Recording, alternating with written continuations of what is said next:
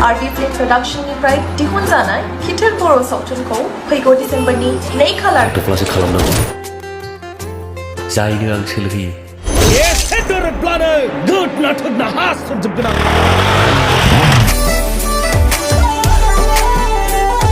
आं बे सिनेमाया गाबोन सिनेमा हलाव जासिगोनलै गल सिनेमा क'क्राझाराव गाबोन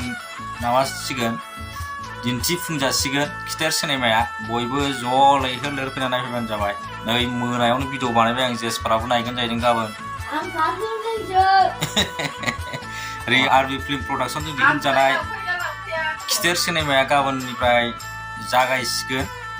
सिनेमा हलाव गोबां सिनेमा हलावनो जागोन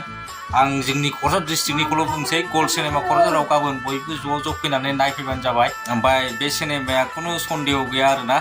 फुरा हिट जाखागोन मानो होनबा बेयाव नाम्बार 1 गोजा एक्ट्रिस एक्टर गासिबो आर्टिस्टफ्रानो नाम्बार 1 गोजाखा बर'नि